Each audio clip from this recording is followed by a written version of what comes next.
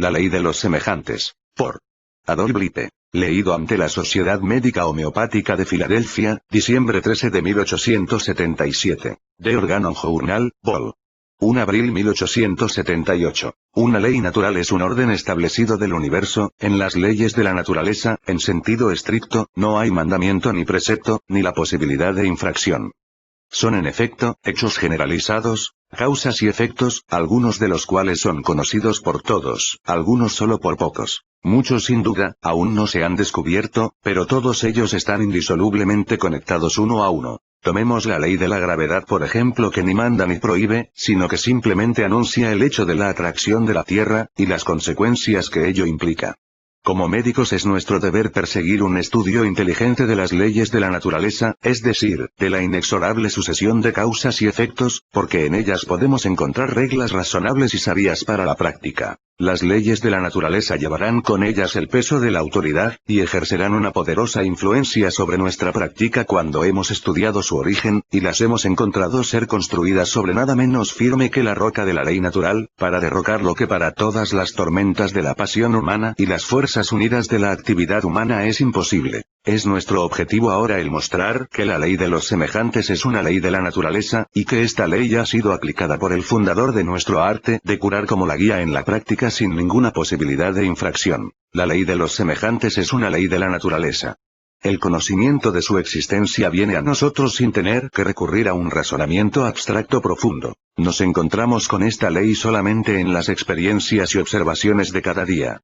Es el lenguaje de la naturaleza, siempre amable, que nos conduce como un confiable guía, a través de los laberintos de la vida. Ella nos enseña en el idioma que todos hablamos. Como los que son similares se hacen amigos, como lo similar define de forma espontánea lo similar, que lo similar cura lo similar. El poeta inspirado por la verdad canto. Odisea de Homero 217-18. Fue enseñada por los filósofos, por Platón, y en base a la experiencia, se proclama a través de la vox populi. Los semejantes son subyugados por los semejantes. Es uno de los axiomas más antiguos. Sextus Empiricus lo describe como un antiguo dogma en manos de los antiguos, y se remonta a Pitágoras, y uno de sus seguidores Filolaos, se dice que aseguró su reconocimiento en el tiempo de Sócrates.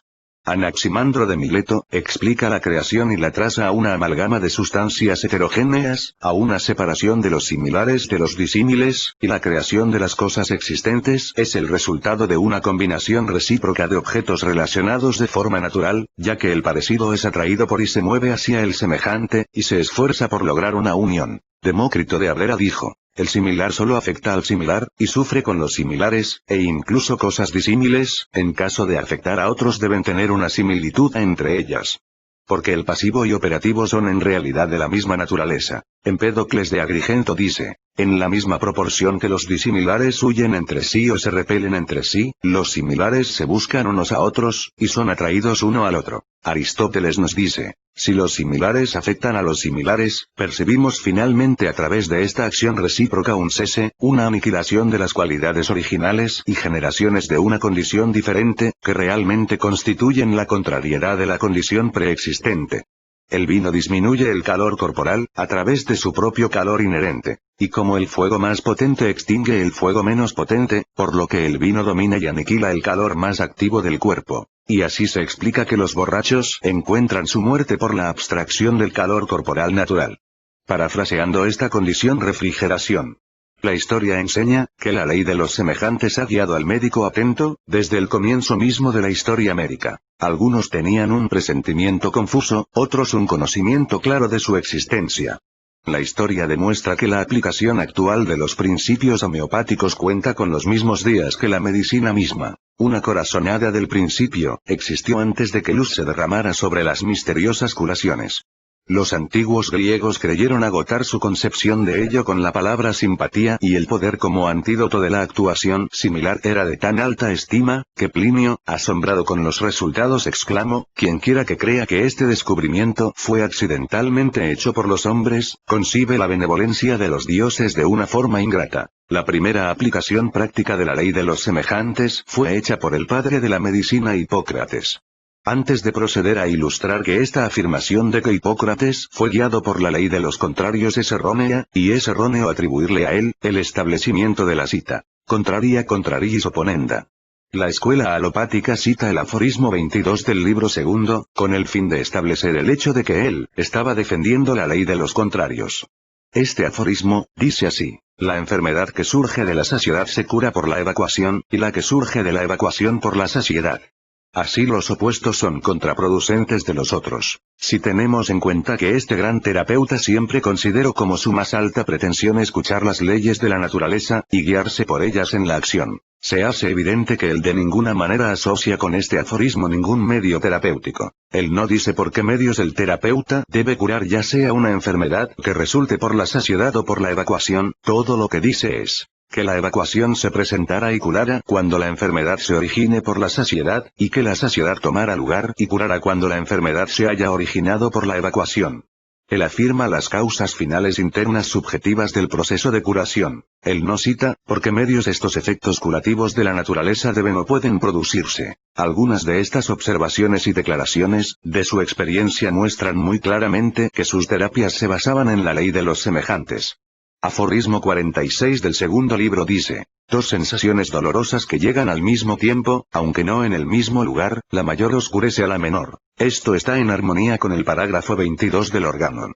En el quinto libro de los aforismos, encontramos la lectura 17, que dice: el exceso de frío induce convulsiones, tétano, petequias, y rigores febriles. Y el 21 dice: cuando el tétano se da, sin úlcera previa, en medio del verano, en los de hábitos plenos, efusiones frías sirven para regresar el calor ausente y por lo tanto terminar la enfermedad. El aforismo 24 dice: aplicaciones frías, tales como nieve y hielo, son perjudiciales para el pecho, producen tos, catarro, y hemorragia. Y el aforismo 23, en los casos en los que la hemorragia se lleva a cabo o está a punto de tener lugar, la aplicación de agua fría es necesaria. En la sección 5, de Internis Affectionibus, nos encontramos que dice: vino, mezclado con miel, es recomendado en enfermedades del hígado, a pesar de la observación de que el vino provoca la atrofia del hígado y vaso. En el mismo libro encontramos: si uno ha bebido a toda prisa y con frecuencia agua estancada, después de una larga marcha fatigante en verano, y se vuelve edematoso, encontrará el remedio más eficaz en el beber en exceso de la misma agua, que le provocara tener una diarrea y pasar una gran cantidad de orina. En el libro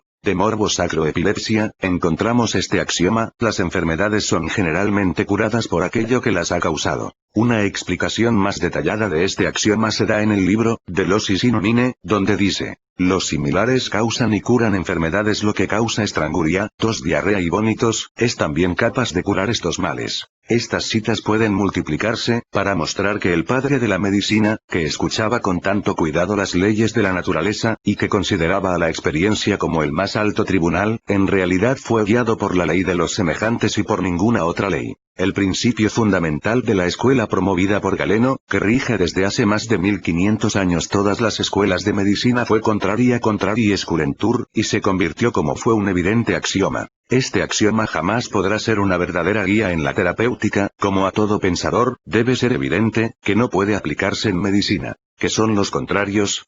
Seguramente el dolor y la ausencia de dolor no son contrarios. La ausencia de dolor es la condición normal en la salud, y el dolor una condición normal en la enfermedad. Por lo tanto, el dolor es solo una desviación de, no el contrario de la ausencia de dolor.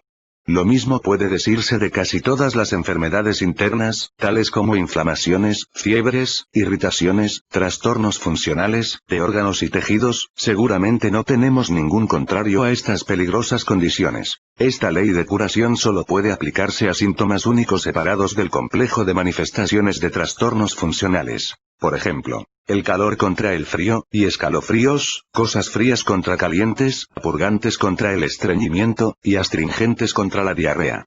Esta ley falaz finalmente condujo a la abominable polifarmacia del tratamiento sintomático. Se cree realmente por estos hombres de ciencia que la combinación de fármacos, que cada uno de los cuales se cree que afecta a cada uno de los síntomas por el contrario, será enviado después de haber entrado al estómago a su destino y así conquistar al enemigo. La única ley de curación fiable, fue, y siempre será la ley de los semejantes, y se dejó al genio de Hahnemann establecer esta única ley por la que la terapéutica puede ser gobernada. Hahnemann mostró por primera vez que todas y cada una de las curaciones fueron debido a la aplicación accidental de esta ley, y dio numerosas citas para probar la veracidad de estas afirmaciones. Cuando descubrió por experimentos reales que las sustancias medicinales eran capaces de producir en el organismo humano síntomas que se asemejaban a los que ocurren durante una enfermedad, él aplicó la ley de los semejantes, administrando a los enfermos esos remedios que él sabía habían causado síntomas similares en personas sanas, y por los resultados invariablemente favorables seguidos a dicho tratamiento, él estableció la ley de los semejantes como la única guía confiable en la terapéutica. La escuela alopática clamaba y clama aún, conocer las causas de las enfermedades. El diagnóstico de las enfermedades era, y aún es, basado en un supuesto conocimiento de los cambios y alteraciones de las condiciones de los órganos y tejidos en la enfermedad. Y esta hipótesis para ellos, muestra también la causa de la enfermedad. Hahnemann descartó toda hipótesis, y este concienzudo observador vio en estos cambios y alteraciones de los órganos y tejidos no la enfermedad en sí, el hecho consumado del resultado de una perturbación ya existente previa del organismo. Él observó todos los síntomas objetivos y subjetivos que presenta el enfermo, o que se encuentran en él observables. La supuesta causa de la enfermedad forma la base del tratamiento alopático. La totalidad de los síntomas observables es para el homeópata la única base de su terapéutica. Es por lo tanto nuestro deber encontrar para cada caso individual de enfermedad el remedio similar, que sabemos ha causado síntomas similares en personas sanas. Se vuelve obvio que no podemos aplicar la ley de los semejantes eficazmente si intentamos primero identificar la llamada condición patológica del enfermo por medio de la ayuda de la fisiología o la patología. Nuestro conocimiento de la acción de las drogas y de sus poderes de enfermar se limita a los síntomas observados por el experimentador, y el trazar, de estos síntomas observados una deducción similar a la que la escuela alopática traza de los síntomas del enfermo y por la ayuda de la fisiología intentar encontrar condiciones alteradas de los órganos y tejidos en las cuales basar nuestra terapéutica, nos haría aplicar la ley de los semejantes a la hipótesis de una enfermedad natural y una hipótesis de una enfermedad artificial. Ninguna de ellas realmente existe. Las enfermedades naturales continuamente cambian. Incluso la misma forma de una enfermedad exhibe síntomas similares pero diferentes en varias localidades, y en varios tiempos, y síntomas aún más variados en diferentes personas, de edades diferentes, temperamentos y constituciones.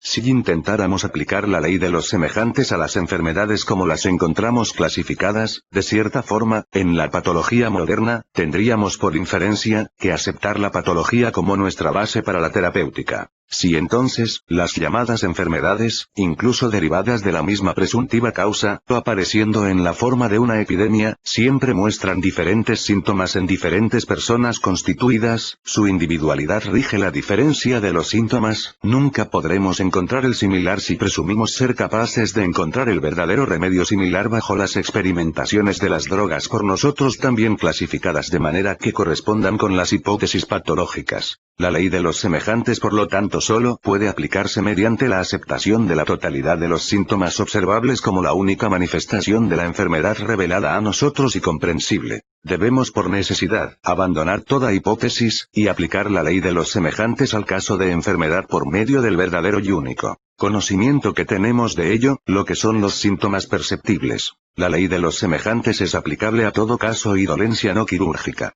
Bajo casos quirúrgicos entendemos todas las posibles lesiones mecánicas, que caen bajo las leyes de la mecánica, y la ley de los semejantes resulta aplicable a los resultados derivados de ello. Aplicable a las alteraciones del organismo después de que la ayuda mecánica se ha rendido, cuya responsabilidad de las perturbaciones aumenta por medio de una mala salud previa o varios miasmas habitando el organismo, trastornos latentes y los que permanecen inactivos, y se modifica por la individualidad de la persona. Incluso en los casos de envenenamiento, voluntario, involuntario, o científico, en los que aplicamos antídotos químicos en dosis apreciables, y en bruto la ley de los semejantes prevalece. Si el axioma que fue proclamado por los antiguos, y sin embargo nunca ha sido contrariado por la química es cierto, que los similares se atraen entre sí, y los contrarios se repelen entre sí, entonces administrando un antídoto químico, administramos una sustancia que atrae el veneno que deseamos destruir. Y el proceso de atracción no podía tomar lugar, si dos similares se unen, y habiéndose unido, actúan uno sobre el otro de acuerdo a las leyes químicas que gobiernan los cuerpos inorgánicos. Si el antídoto actuó bajo las leyes de los contrarios, entonces las dos sustancias, el veneno y el supuesto antídoto, serían repelentes entre sí, o nunca serían atraídos el uno al otro, y los dos no podrían afectarse mutuamente. Después de que las leyes químicas que gobiernan los cuerpos orgánicos han logrado la neutralización del veneno, en el mejor de los casos permanecerá una condición alterada de los órganos y tejidos ocasionada por la absorción de pequeñas partículas de partes del veneno. Estas perturbaciones siguientes no están dentro del alcance de las leyes que rigen los cuerpos inorgánicos, y una aplicación de nuestra ley de los semejantes eventualmente restaurará la salud total del organismo químicamente afectado por el veneno, mediante la administración a la dolencia dinámica ahora restante, de remedios dinámicos. Si nuestra propuesta del axioma de que los similares se atraen uno al otro, y los contrarios se repelen, es aceptada como una ley natural, esa ley se convierte en un orden establecido del universo. Mientras que la experiencia diaria nos enseña que la salud de los enfermos es restaurada mediante la administración de similares. Esto es, remedios que poseen un poder de enfermar de forma similar, entonces la fórmula que hemos adoptado, similia similibus curentur, se vuelve también una ley natural, la cual por necesidad está fuera del alcance de poder ser violada. Esta ley natural debe, por lógica necesidad, ser aplicable en todos y cada uno de los casos de enfermedades no quirúrgicas, o de otra forma no podría ser una ley de la naturaleza, y si, propiamente aplicada a todos los casos de enfermedad, prueba ser correcta y confiable, por su infalibilidad como regla natural, entonces ninguna otra, pero menos aún la ley de los contrarios, podría bajo ninguna circunstancia sustituirla. La ley de los contrarios, es lo contrario de la ley de los semejantes y no le compete tomar el lugar de, o usarse como un, sustituto de la ley natural que gobierna nuestra terapéutica. No es posible que ambos axiomas sean la verdad. Los opuestos se repelen unos con otros, y la verdad y el error como opuestos nunca se atraerán el uno con el otro, por lo tanto nunca podrán coexistir juntos, ni la fórmula contraria contrariis curentur, que guía a la escuela alopática puede coexistir con la fórmula similia similibus curentur.